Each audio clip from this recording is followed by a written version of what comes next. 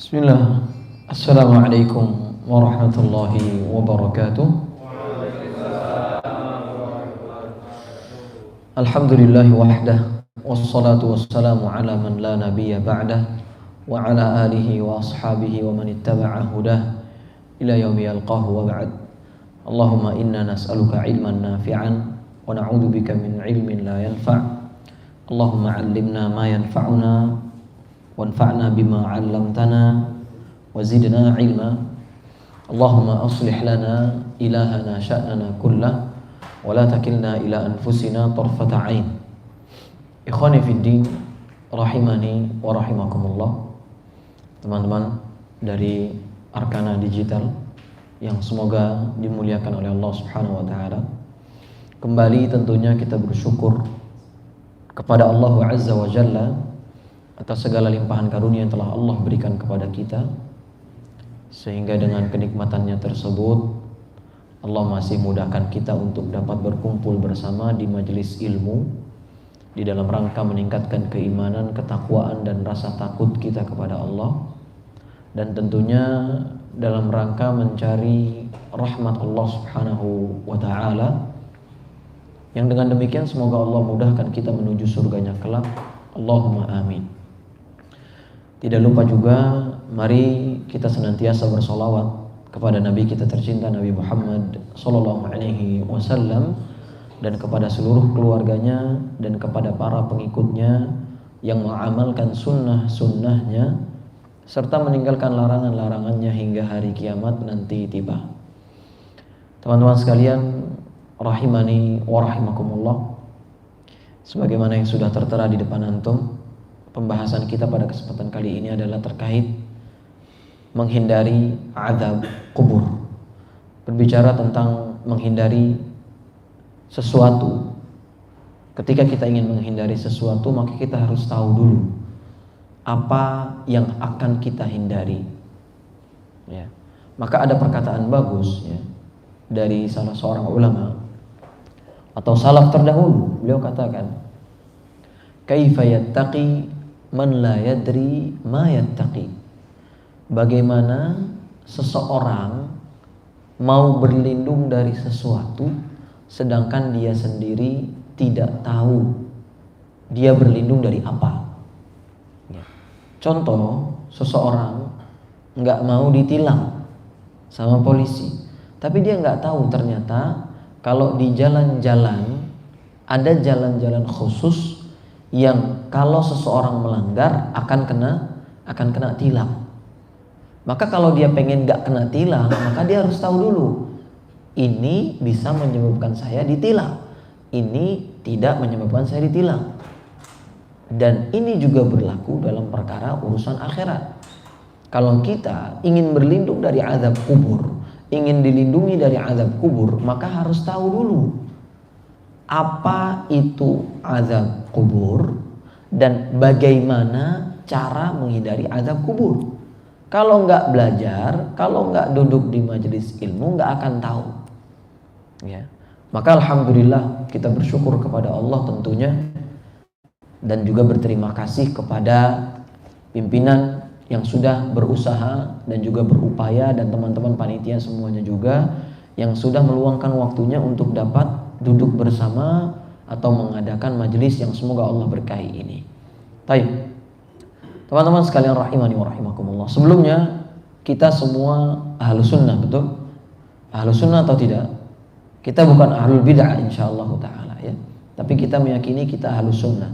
Dan ahlus sunnah adalah orang-orang yang berpegang teguh dengan Al-Quran dan juga sunnah sesuai dengan pemahaman para salaful ummah. Nah, ahlus sunnah wal jamaah terkait perkara azab kubur, mereka betul-betul mengimani apa yang datang dari Al-Quran ataupun apa yang datang dari As-Sunnah. Tidak sebagaimana orang-orang ahlul bid'ah. Ahlul bid'ah seperti Mu'tazilah, mereka mengingkari azab kubur. Nggak ada, azab kubur itu cuma takut-takutan doang, bahkan nggak kena sama sekali orang. Maka kita yakin bahwasanya azab kubur itu ada dan betul-betul terjadi, sebagaimana para salaf terdahulu, di antaranya ya di sini disebutkan Al-Imam Asy-Syafi'i rahimahullahu taala. Siapa nama aslinya? Siapa nama asli Imam Syafi'i? Siapa? Siapa? Iya, siapa namanya? Nama pertama, namanya dia, nama beliau siapa? Muhammad. Muhammad bin siapa? Salah. Muhammad bin Idris. Kalau Muhammad bin Ismail itu Imam Bukhari. Fa'ala kulli hal, Imam Syafi'i rahimahullahu taala, beliau ada seorang ahlu sunnah dan beliau bukan ahlul bidah.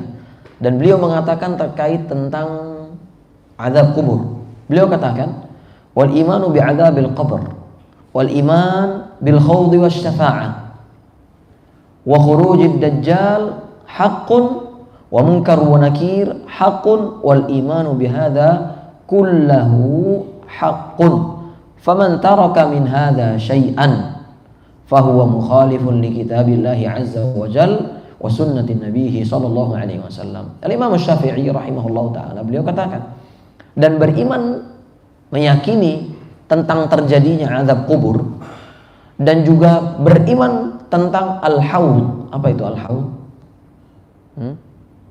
Al-haud, telaga di surga nanti ya. Yang mana itu terkumpul dari Al-Kautsar itu sendiri ya. Kemudian asy-syafa'ah dan juga syafa'at. Dan juga keluarnya Dajjal itu benar. Dan mungkar wa nakir itu benar. Dan beriman kepada seluruh perkara ini, iman kepada azab kubur, iman kepada syafaat, iman kepada mungkar dan nakir, iman kepada al-haud dan juga keluarnya Dajjal, ini adalah benar adanya. Faman taraka min hadza syai'an, siapa yang enggak beriman tentang perkara-perkara tadi, maka kata Imam Syafi'i, fahuwa mukhalifun li kitabillahi wa sunnati nabi sallallahu alaihi wasallam, maka mereka adalah orang-orang yang menyelisihi Allah dan juga menyelisihi Rasulullah sallallahu alaihi wasallam. Ini bukti kalau ahlu sunnah itu mereka yakin azab kubur itu ada, tidak sebagaimana orang-orang ahlul bid'ah yang diantaranya adalah Mu'tazilah. Kemudian Al-Imam Ahmad Ibnu Hanbal rahimahullahu ta'ala beliau katakan, usulus sunnati indana, pokok atau landasan sunnah di sisi kami atau yaitu ahlu sunnah wal jamaah, al-imanu bi'adzabil qabr, beriman kepada azab kubur. Ini Imam Ahmad. Imam Syafi'i udah beriman, Imam Ahmad pun udah beriman. Kemudian Qutaibah adalah salah seorang tabi'in ya. Beliau katakan, inna ashabal hadithi kullahum mujmi'un ala al-imani bi'adzabil qabr la yakhtalifuna fi hadhil usul. Adalah ahlul hadis, orang-orang yang ahli dalam hadis ya. Mereka bersepakat bahwasanya iman terhadap azab kubur itu harus, dan gak boleh ada salah satu di antara mereka pun yang menyelisihi. Dan yang terakhir adalah perkataan Al-Imam Abul Hasan Al-Asy'ari rahimahullahu ta'ala. Beliau katakan, ajma'u ala anna adzabal qabri haqqun. Para ulama semuanya bersepakat bahwasanya azab kubur itu hak, nyata, beneran ada. Nah, sekarang kita udah tahu azab kubur harus kita imani dengan baik dan benar. Lalu bagaimana caranya agar kita bisa terhindar dari azab kubur? Sebelum kita masuk, maka ada kisah yang menarik. Kisah yang mudah-mudahan bisa menjadi cambuk untuk kita semuanya. Ya. Karena disebutkan oleh Al-Imam Imam Ahmad, Imam At-Tirmidzi, dan juga dinyatakan hasan oleh Syekh Al-Albani rahimahumullahu ta'ala, bahwasanya Utsman Ibnu Affan radhiyallahu ta'ala anhu waqafa ala qabrin yabki hatta yabulla lihyatahu. Pada suatu hari Utsman Ibnu Affan ini khalifah yang keberapa? Yang ketiga. Beliau melewati sebuah kuburan dan beliau berdiri di dekat kuburan tersebut. Yabki hatta yabulla lihyatahu. Beliau menangis sampai betul-betul lepek ini jenggotnya. Lepek jenggot Utsman ibnu Affan. Kemudian faqila lahu, kemudian disebutkan oleh pembantunya. Pembantunya bilang, tadhkur al-jannah wan nar fala yabki. Wahai Utsman, kalau engkau mengingat surga, mengingat neraka, engkau tidak menangis. Wa tabki min hadza, kemudian kok engkau tiba-tiba menangis cuma gara-gara ngelihat kuburan? Kata pembantunya Utsman. Kemudian Utsman mengeluarkan kata atau perkataan yang dikatakan oleh Nabi sallallahu alaihi wasallam. Faqala inna Rasulullah sallallahu alaihi wasallam qala, wahai pembantuku, sesungguhnya Rasulullah sallallahu alaihi wasallam pernah berkata, al-qabru awwalu manazilil akhirah. Sesungguhnya kuburan adalah tempat tinggal pertama dari rentetan kejadian hari kiamat atau akhirat. Fa in yanju minhu fama ba'dahu aisaru minhu wa in lam yanju minhu fama ba'dahu ashaddu minhu. Kalau seseorang selamat dari kubur, maka yang setelahnya akan mudah. Tapi kalau ternyata seseorang masuk ke dalam kubur sudah tidak lulus atau tidak selamat, maka yang setelahnya tidak akan lebih mudah untuk dilewati. Kemudian beliau kata, qala Rasulullah sallallahu alaihi wasallam, wallahi. Kemudian Utsman bin Affan melanjutkan lagi, demi Allah, kata Nabi sallallahu alaihi wasallam, demi Allah, ma ra'aitu manzaran qattun afdha' minhu.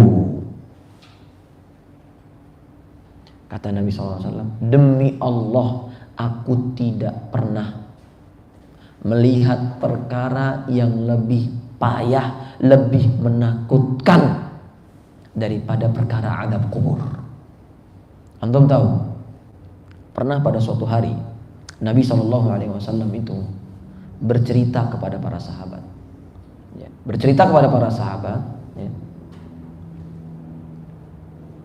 Kemudian ketika beliau sedang bercerita kepada para sahabat, tiba-tiba ada kejadian atau ada yang meninggal. Ada yang meninggal hingga akhirnya fa'ala kulli hal, singkat cerita, Nabi mengatakan seperti ini, kalaulah bukan karena rahmat Allah,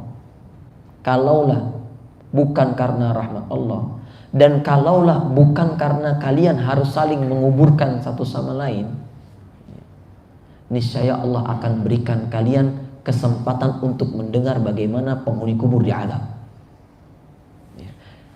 Ikhwani fiddin rahimani wa rahimakumullah, antum harus tahu bahwasanya penghuni atau orang yang diazab di dalam kubur itu terdengar suaranya oleh seluruh makhluk kecuali dua, manusia dan jin.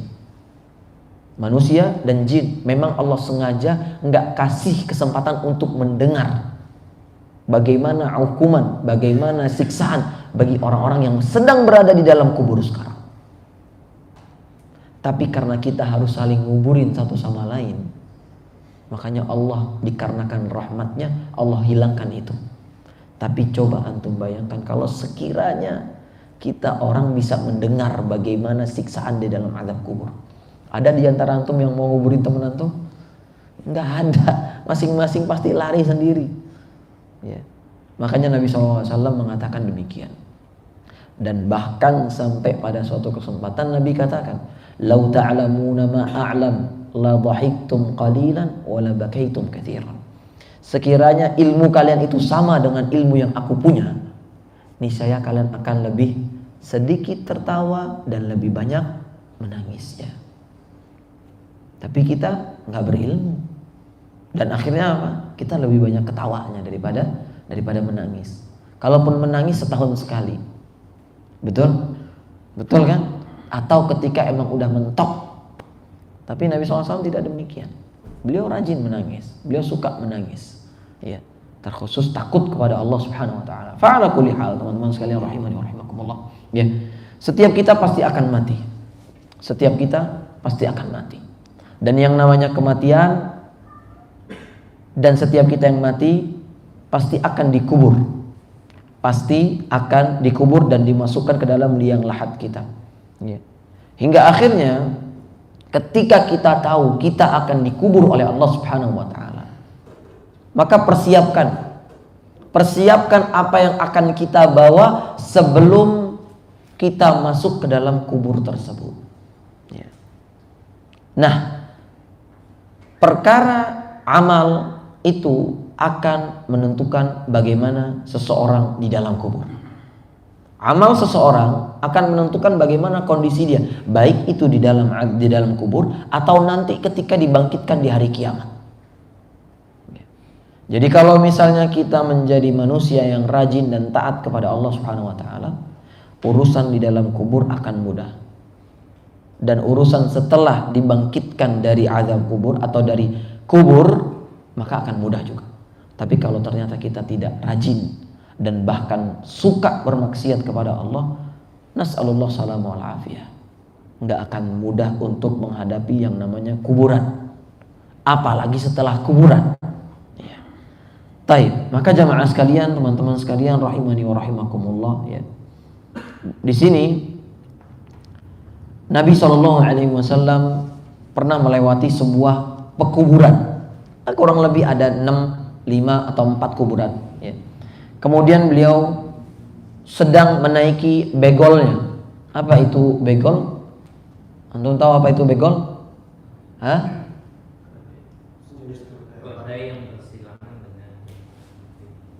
Dengan apa? Iya. Kuda persilangannya sama keledai. Ya. Nabi SAW sedang menaiki keledai ala baghlatin lahu wa nahnu ma'ahu. Para sahabat mengatakan pernah pada suatu waktu kami sama Nabi SAW melewati sebuah pekuburan, ya, kurang lebih ada 6, 4 atau 5 kuburan, dan beliau di atas begolnya. Lihat bagaimana tawadhu'nya Nabi. Padahal Nabi bisa naik kuda. Padahal Nabi bisa naik onta. Padahal Nabi bisa naik yang lebih canggih daripada itu. Tapi Nabi tetap tawadhu, enggak kayak kita orang, ya. Kemudian hadat bihi fakadat tulqi. Kemudian ketika melewati kuburan tersebut, tiba-tiba itu begol berbalik arah. Sampai Nabi itu hampir kelempar. Ya. Wa idza aqburun sittatun aw khamsatun aw arba'atun qala kada kana yaqulul jarir, ya, atau jariri, faqala man ya'rifu hadzal qabr aw ashabi hadzal qabr. Kemudian ketika Nabi hampir kelempar tadi, langsung beliau putar balik menghadap ke para sahabat. Wahai para sahabatku, siapa di antara kalian yang tahu tentang ini? Kuburan-kuburan ini punya siapa? Kemudian beliau katakan, ada salah seorang di antara mereka, faqala rajulun ana. Wahai Rasulullah, aku tahu ini orang siapa aja. Kemudian Nabi katakan, famata mata haula, wahai fulan, ya, wahai sahabatku, kapan ini orang mati atau orang-orang ini mati? Kapan? Ya. Kemudian yang mengetahui tentang kuburan ini berkata, matu fil isyraq. Wahai Rasulullah, orang-orang ini mati dalam kesyirikan. Ya. Faqala inna hadhil ummah tubtala fi quburiha. Wahai para sahabatku, sesungguhnya umat ini diuji di dalam kuburnya. Ya. Falaula alla tadafanu la da'autullaha an yusmi'akum min adzabil qabr alladhi asma'u minhu. Kata Nabi SAW, beliau katakan, ya, laula antadafanu, kalaulah kalian tidak saling menguburkan satu sama lain, maka niscaya aku akan meminta kepada Allah Subhanahu wa taala agar kalian bisa ikut mendengar apa yang didengar oleh makhluk selain manusia dan juga jin. Ya. Thumma aqbala 'alaina biwajhihi faqala ta'awwadhu billahi min 'adzabil qabr. Kemudian setelah mengucapkan kalimat tersebut, beliau langsung menghadap ke arah para sahabat dan sambil mengatakan, ta'awwadhu billahi min 'adzabil qabr. Wahai para sahabatku, mintalah perlindungan kepada Allah dari azab kubur. Ya. Kemudian Nabi ulangi sampai 3 kali. Sampai mengatakan ma dhahara minha wa ma batan. Qala na'udzu billahi minal fitan ma dhahara minha wa ma batan. Ta'awwadzu billahi min fitnatid dajjal. Faqala na'udzu billahi min fitnatid dajjal. Ya. Kemudian Nabi SAW mengucapkan ta'awwadzu billahi min adzabil qabr. Wahai para sahabatku, mintalah perlindungan kepada Allah agar kalian terlindung dari azab kubur. Kemudian para sahabat mengatakan na'udzu billahi min adzabil qabr. Kemudian ta'awwadzu billahi min fitnatin ma dhahara minha wa ma batan.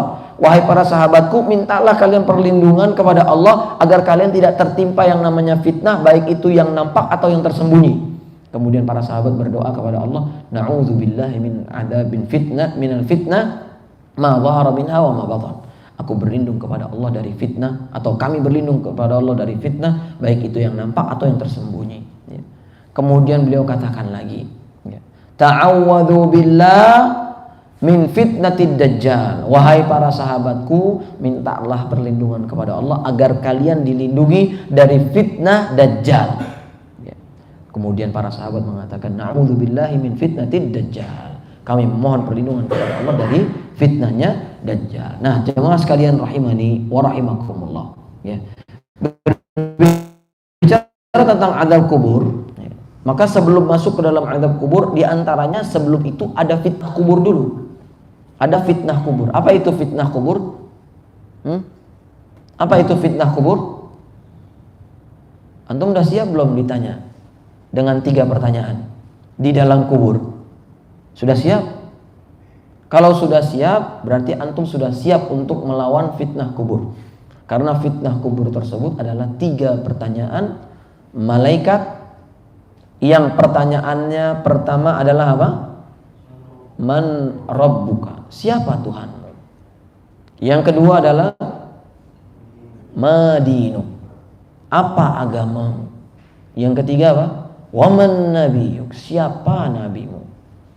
Ini fitnah kubur. Fitnah kubur ini, ketahuilah teman-teman sekalian, ada yang kena, ada yang tidak kena. Yang kena siapa? Semua manusia kena, kecuali beberapa orang. Yang pertama, murabit. Murabit tidak terkena pertanyaan. Apa itu murabit? Murabit adalah orang yang diamanahi untuk menjaga perbatasan suatu kota atau daerah, baik itu dalam keadaan berperang atau tidak. Maka orang-orang murabit, kalau dia betul-betul beragama Islam dan menjaga dikarenakan amanah, tidak akan terkena fitnah kubur. Yang kedua adalah syahid. Syahid, dan syahidnya meninggalnya di peperangan. Ya, meninggalnya di peperangan. Ya.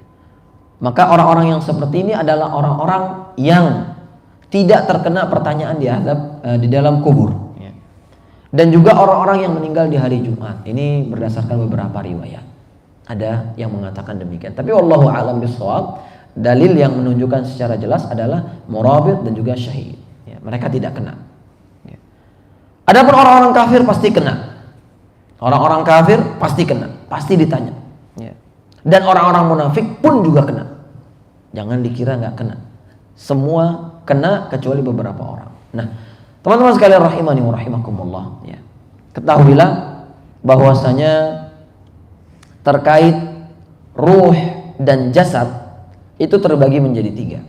Ya. Terbagi menjadi 3. Keterkaitan antara ruh dengan jasad itu terbagi menjadi 3. Yang pertama, di alam dunia, maka ruh tidak lebih dominan daripada jasad.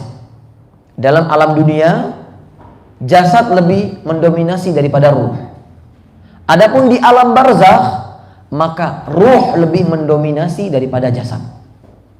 Ruh lebih mendominasi daripada jasad. Kenapa? Karena ketika seseorang sudah masuk ke dalam kubur, maka ruhnya diangkat oleh Allah Subhanahu wa taala. Ya. Adapun di hari kiamat nanti, di akhirat nanti, maka 50-50. Ruh 50%, jasad 50%. Supaya dua-duanya seimbang dalam merasakan kenikmatan surga atau merasakan secara utuh kesengsaraan di neraka. Na'udzubillah, tsumma na'udzubillah. Nah, berarti ketika antum tahu bahwasanya azab kubur itu lebih didominasi dengan ruh, maka jangan heran kalau misalnya perkiraan antum selama ini yang kita punya di data file kepala kita itu sebagaimana nonton film Hidayah itu.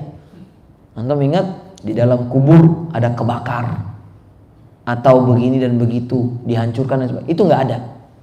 Karena azab kubur itu terkait dengan ruh seseorang. Jadi jangan kaget atau jangan punya stigma bahwasanya orang-orang yang dikubur itu dibakar di dalam kuburannya dan sebagainya, atau dilapangkan. Mana kok setelah digali kok nggak lapang, padahal ini kan orang soleh dan lain sebagainya. Jadi jangan seperti itu pemikirannya. Maka kita harus tahu yang demikian. Baik, yang berikutnya ya, apa kiranya di antara penyebab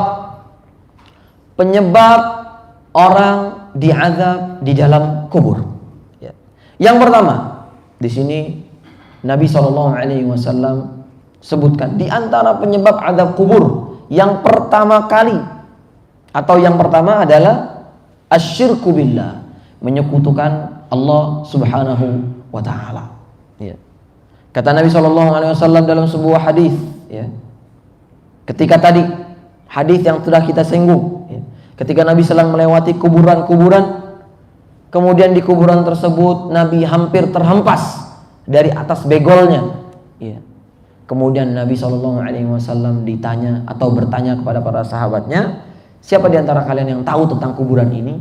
Maka para sahabat tersebut diantaranya mengatakan, ini mati karena kesyirikan. Nah, ini menunjukkan bahwasanya jika kita berbuat kesyirikan, besar peluangnya untuk diazab di dalam kuburan. Ya. Itu yang pertama. Yang kedua di antara penyebab azab kubur adalah tidak membayar hutang. Ini tidak membayar hutang salah satu di antara penyebab azab kubur. Maka kita harus berhati-hati.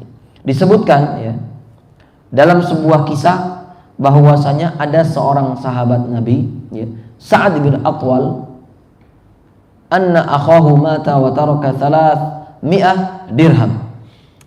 Bahwasanya ada Sa'ad bin Atwal, beliau punya saudara dan beliau atau saudaranya itu mati meninggalkan 300 dirham, ya. 300 dirham. Kemudian wa taraka iyalan. Kemudian saudaranya si Sa'ad bin Atwal ini meninggalkan anak-anak juga. Ada anak, ada warisan. Ya. Faqala fa'aradtu an anfiquha ala iyalihi. Kemudian aku pengen harta yang dia tinggalkan ini, ya, aku kasihkan semuanya ke anak-anaknya dia, ke anak saudaranya si Sa'ad ini. Faqala li Nabi SAW, maka Nabi SAW katakan kepadaku, inna akhaka mahbusun bidainihi fadhhab faqbid dainahu. Wahai Sa'ad, sesungguhnya saudaramu itu nyangkut nyawanya, tertahan dia dikarenakan hutang yang dia miliki, maka tunaikan hutangnya dulu, baru beri warisannya kepada anak-anak atau ahli warisnya. Fadhahabtu faqaditu anhu thumma ji'tu qultu ya Rasulullah qad qaditu anhu illa dinaraini idda'athuma imra'atun. Kemudian akhirnya aku tunaikanlah utangnya si Sa'ad bin Atwal ini.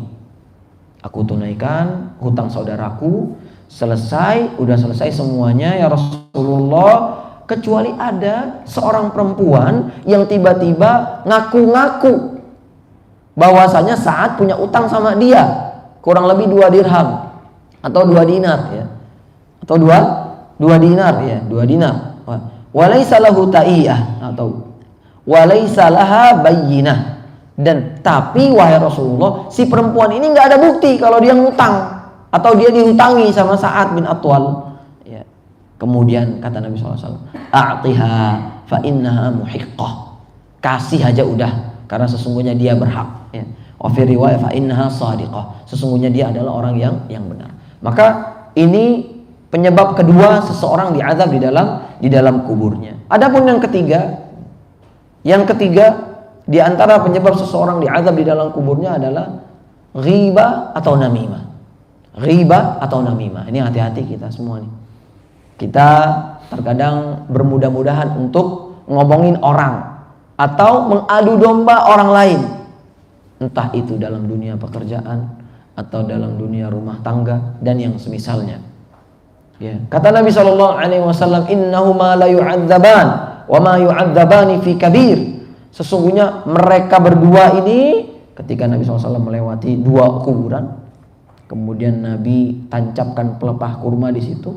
Ya. Kemudian beliau katakan, innahuma la yu'adzaban. Sesungguhnya dua orang ini itu diazab. Dan mereka berdua diazab bukan karena perkara yang besar, tapi karena perkara yang kecil doang.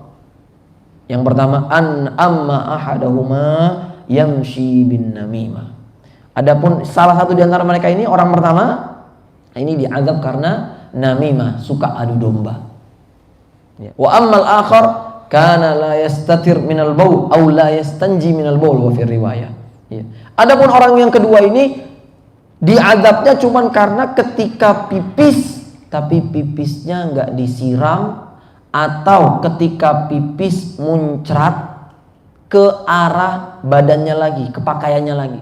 Akhirnya dia sholat dengan pakaian yang terkena najis dan sholatnya tidak sah. Ya.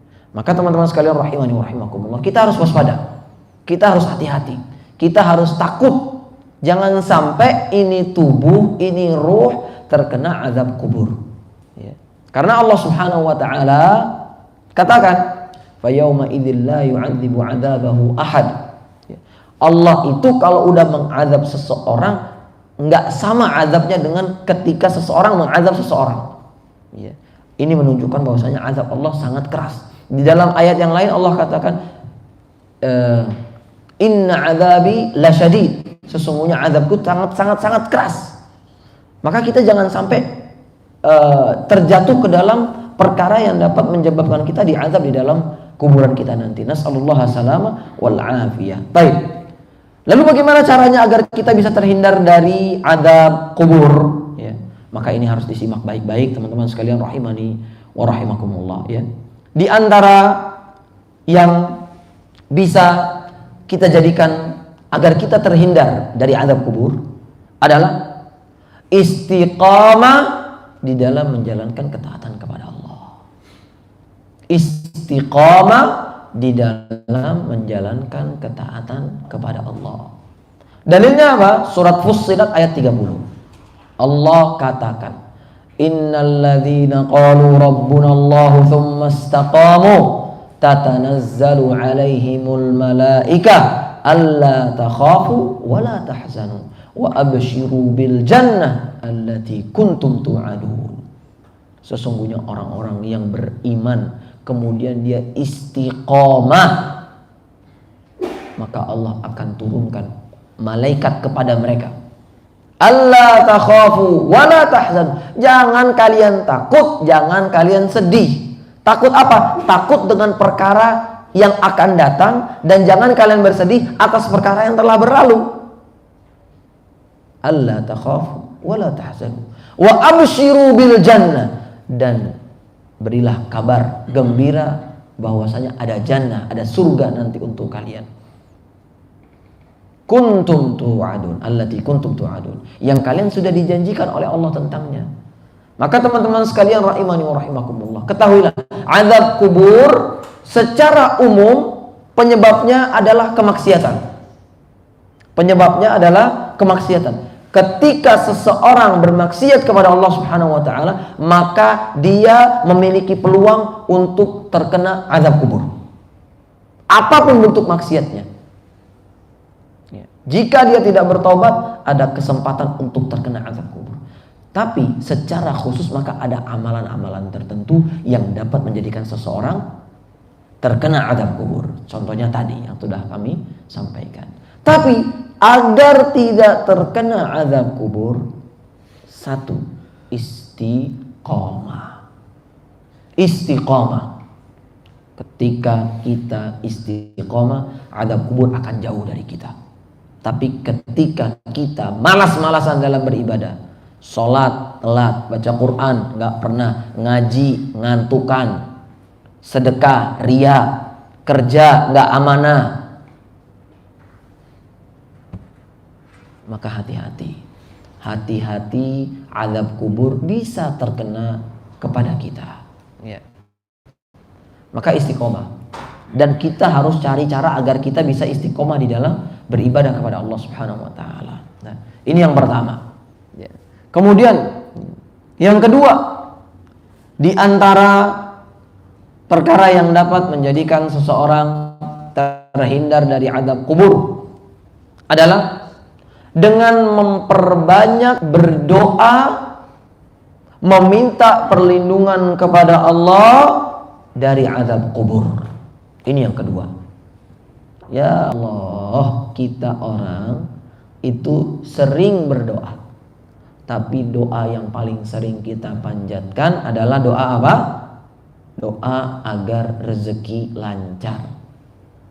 Padahal ada urusan yang lebih besar daripada sekedar rezeki, ya, yaitu apa? Diselamatkan dari azab kubur. Tapi ini jarang kita baca.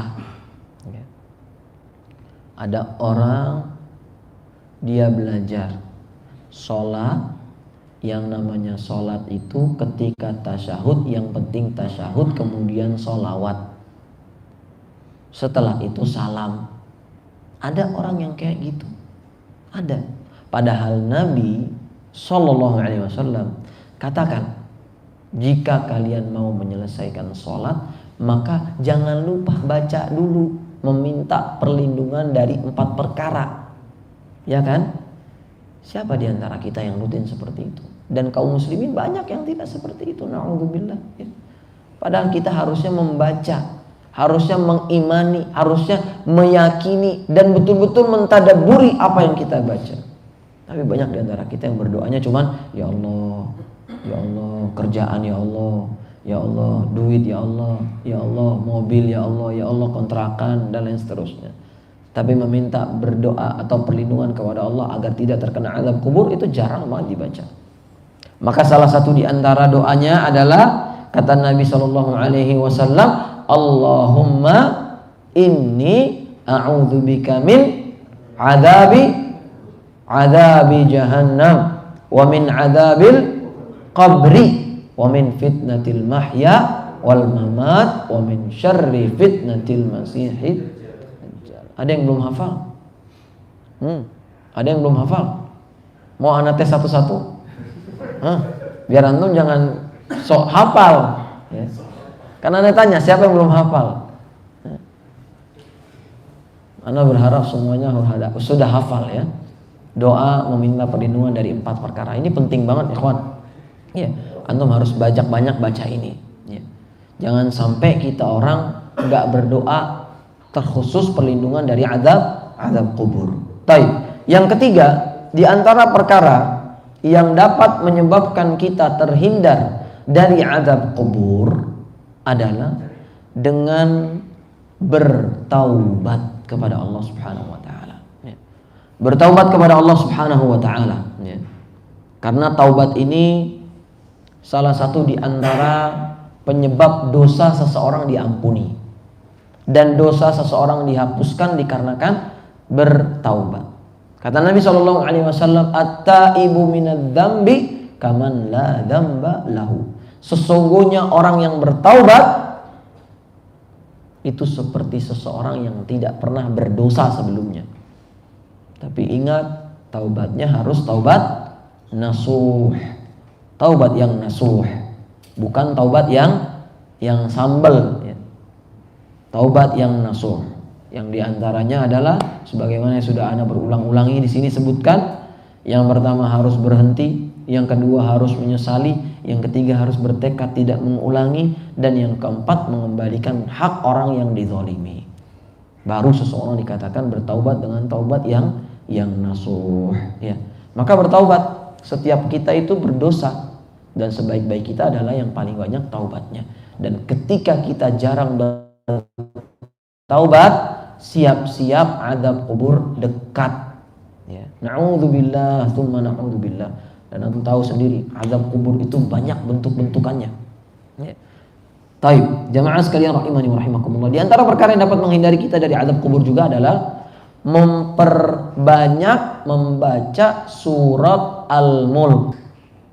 Nah, ini surat Al-Mulk, tabarakalladzi biyadihil mulku wa huwa ala kulli syai'in qadir, alladzi khalaqal mauta wal hayata liyabluwakum ayyukum ahsanu amala wa huwal azizul ghafur. Sampai ayat terakhirnya. Antum baca.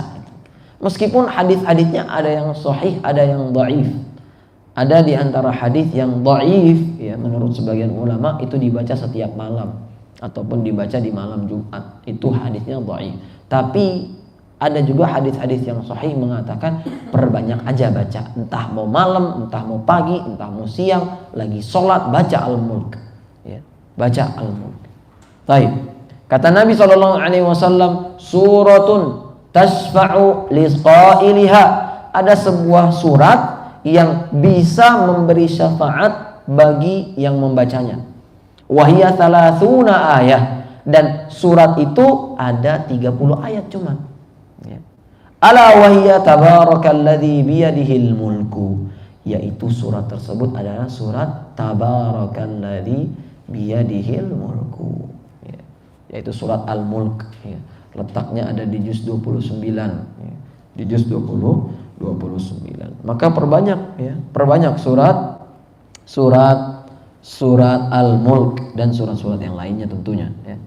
Taib, ya, jamaah sekalian rahimani wa rahimakumullah, ya. Maka ketahuilah kita agar bisa selamat dari azab kubur itu ada cara-caranya. Dan cara yang terbaik tentunya tidak lain tidak bukan bertakwa kepada Allah Subhanahu wa taala. Enggak ada yang bisa menyelamatkan kita kecuali takwa kita kepada Allah Subhanahu wa taala. Secerdas apapun kita, sepintar apapun kita, sekaya apapun kita, seganteng apapun kita, kalau enggak bertakwa sia-sia. Sia-sia. Kalau enggak merasa diawasi oleh Allah, kalau enggak merasa diperhatikan sama Allah, kalau enggak merasa takut kepada Allah, percuma. Percuma. Maka bertakwa dan bertakwa, karena sebaik-baik bekal adalah ketakwaan kepada Allah Subhanahu wa taala. Wallahu a'lam bissawab. Kurang lebih ini yang dapat kami sampaikan. Semoga yang kami sampaikan bisa bermanfaat untuk diri kami pribadi dan untuk teman-teman yang sudah mendengarkan, baik itu yang mendengarkan secara langsung di Arkana ataupun secara online di YouTube yang sudah di-share, ya. Wallahu a'lam bissawab. Jika ada kebenaran itu murni datangnya dari Allah, jika ada kekurangan itu datangnya dari kesalahan dan kejahilan kami pribadi dan juga dari syaitanir rajim, dan kami mohon ampun kepada Allah atas apa yang telah kami ucapkan. Semoga yang telah kami sampaikan ini bisa diamalkan dengan baik dan bisa menjadikan kita terlindung dari azab neraka atau azab kubur, ya. Barakallahu fiikum wa ahsanallahu ilaikum. Apabila ada pertanyaan kami persilahkan, jika tidak ada alhamdulillah.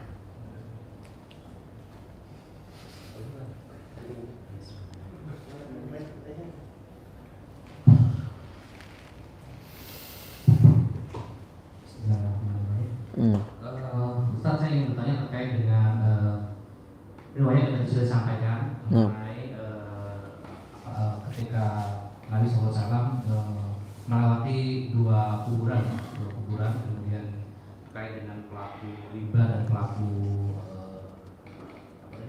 adu domba, ya, adu domba dan bukan. Di situ kan disampaikan bahwa ditakutkan pelaku rumah seperti itu. Di situ kalau saya pernah dengar juga dari kajian, bukan dari Ahlus Sunnah, dari Nadatul orang teman-teman di NU, ya, seperti itu,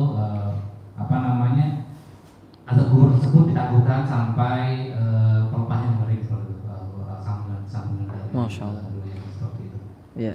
Sehingga di masa kita juga sekarang dikiaskan menanam pohon-pohon di kuburan seperti itu, sehingga dengan kiasan tersebut.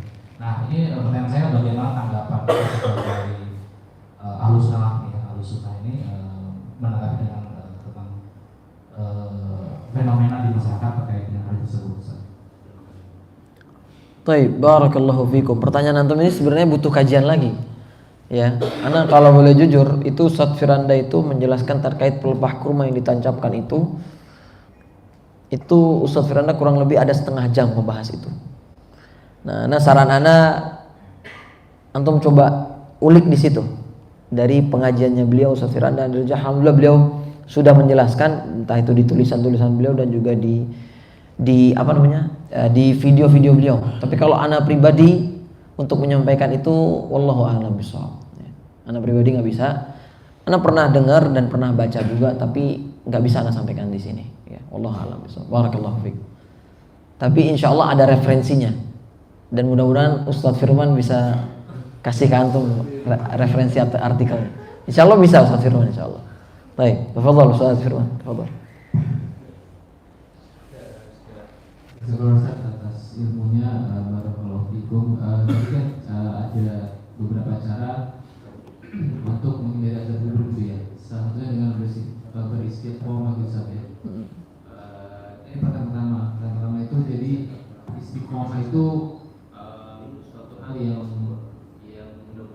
bagi pribadi itu sebuah hal yang sulit saja.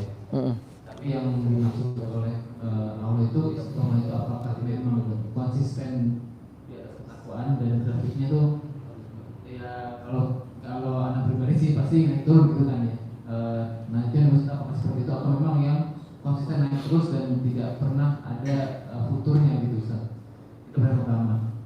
Dan kedua terkait doa sebelum tasyahud akhir itu, apakah memang hanya spesifik kita berdoa hanya untuk berlindung dari azab kubur dan yang tadi ya yang pakai doa itu atau kita bisa doa secara umum yang lainnya gitu. Karena yang tahu salah satu mustajab beliau kan sebelum tasyahud akhir itu kan sebelum salam. Ya ini dua pertanyaan Ustaz. Baik, barakallahu fiik. Terkait pertanyaan pertama ya. Pertanyaan pertama itu apa maksud istiqomahnya, betul kan? Kurang lebih sebagaimana istiqomah kita lakukan saat ini. Karena kalau kita mau naik terus derajat grafiknya ke atas terus itu nggak mungkin. Sesuatu yang muhal, sesuatu yang nggak akan pernah terjadi. Karena Nabi sendiri udah pernah bilang dalam sebuah hadis, Nabi katakan istaqimu walan tuhsu.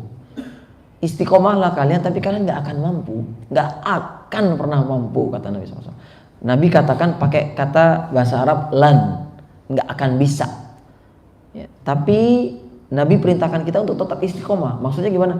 Ya udah, kalaupun harus terjatuh, segera naik.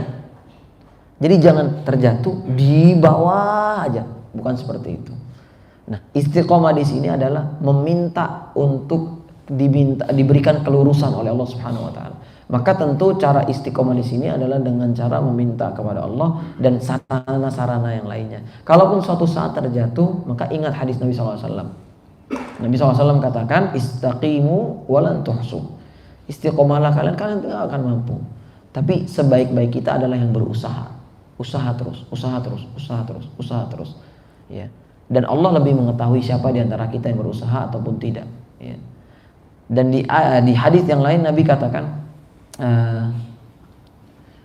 likulli amalin syirrah wa likulli syirratin fatrah. Faman kanat fatratuhu ila Allah faqad ihtada. Sesungguhnya setiap masa amalan itu ada masa senangnya, masa naiknya. Dan setiap masa senang pasti suatu saat akan ada rasa futurnya, ada malesnya. Ya. Tapi kata Nabi SAW, siapa yang ketika dia futur tetap berada di atas relnya Allah, maka sungguh dia telah beruntung. Tapi siapa yang ketika dia sedang futur, sedang malas, tapi dia malah bermaksiat, maka sungguh dia akan hancur.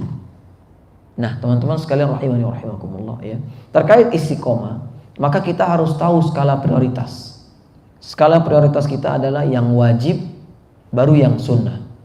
Jangan sebaliknya, fokus ke yang sunnah tapi yang wajib lupa. Contoh, ini contoh aja nih ya. Antum berbakti sama orang tua wajib atau sunnah? Wajib. Nah, tapi antum lebih sering membantu janda. Hah? Orang tua juga, tapi itu bukan orang tua antum. Hah? Ada orang yang kayak gitu, dia loyal sama janda yang dia sudah dari dulu santunin. Ya. Tapi orang tuanya sendiri udah tua, sakit-sakitan, gak diurus. Jangan sampai kayak gitu. Sama, kita rajin sholat sunnah rawatib.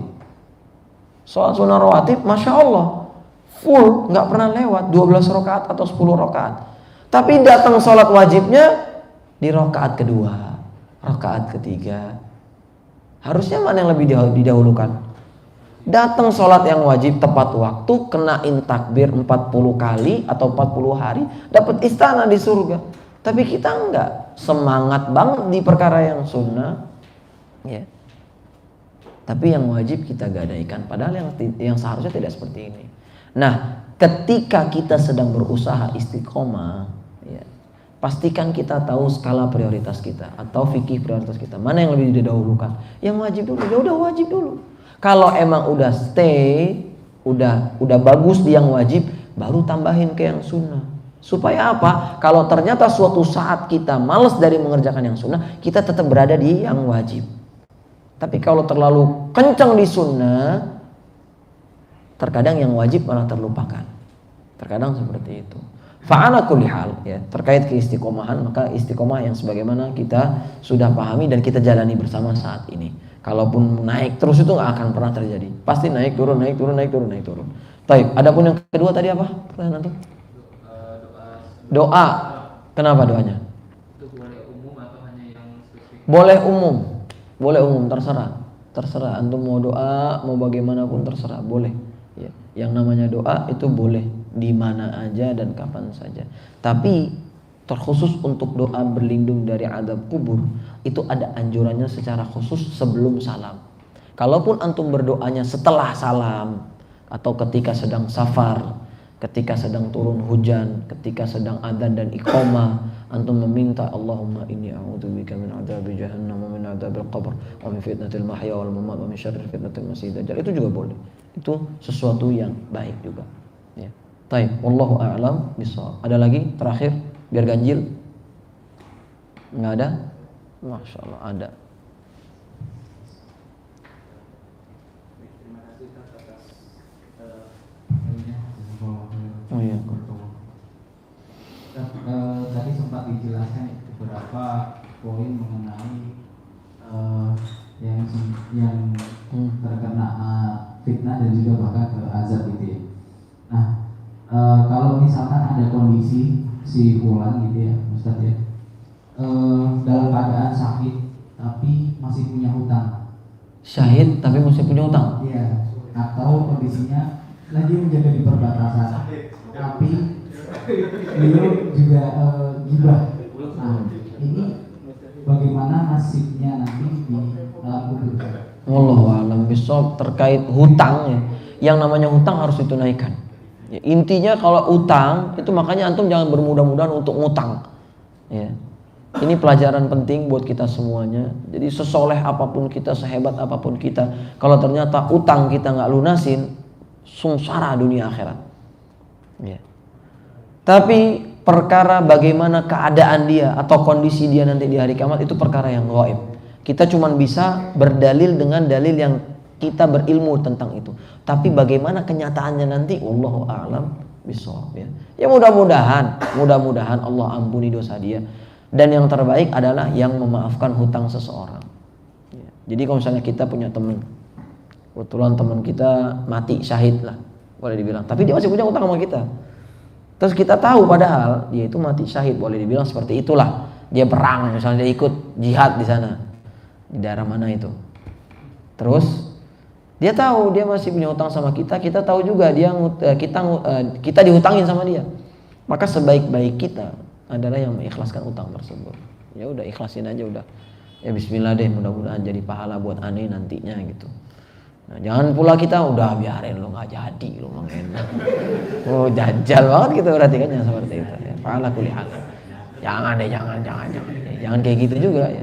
Wallahu a'lam bishawab. Baik, barakallahu fiikum wa ahsanallahu ilaikum. Ya. Wa jazakumullahu khairan. Nah, ini ana sudah sedikit menukil perkataan Syekh bin Baz ini ya. Beliau berkomentar terkait pertanyaan antum tadi terkait pelepah pisang itu, pelepah kurma ya. Beliau mengambil pendapat yang mengatakan bahwasanya hal itu merupakan kekhususan Nabi. Jadi enggak kita, bukan kita. Ya, bukan orang-orang seperti kita. Karena Rasulullah SAW tidak pernah menanamkan pelepah kecuali di atas kuburan yang beliau ketahui penghuninya sedang disiksa. Dan beliau tidak melakukan hal itu kepada semua kuburan. Seandainya perbuatan itu sunnah, tentu Rasulullah akan melakukannya kepada semua kuburan. Ya. Juga dikarenakan para khulafaur rasyidin atau besar sahabat tidak pernah melakukan hal itu. Kalau seandainya itu disyariatkan, tentu mereka akan segera melakukannya. Lau kana khairan la sabaquna ilaihi. Jadi terkait menancapkan pelepah kurma, apakah sama dengan menancapkan pohon-pohon atau kita numbuhin pohonan? Maka jawabannya ini, wallahu a'lam bishawab ya. Itu kekhususan untuk Nabi Muhammad sallallahu alaihi wasallam. Baik, barakallahu fikum. Ana ucapkan terima kasih atas waktu dan kesempatan yang sudah diberikan. Kurang lebihnya ana mohon maaf. Wallahu a'lam wa jazakumullahu khairan wa nas'alullaha lana wa lakumut taufiq. Kita cukupkan pertemuan kita dengan membaca doa kafaratul majlis. Subhanakallahumma wa bihamdik, asyhadu an la ilaha illa anta astaghfiruka wa atubu ilaik. Wassalamualaikum warahmatullahi wabarakatuh.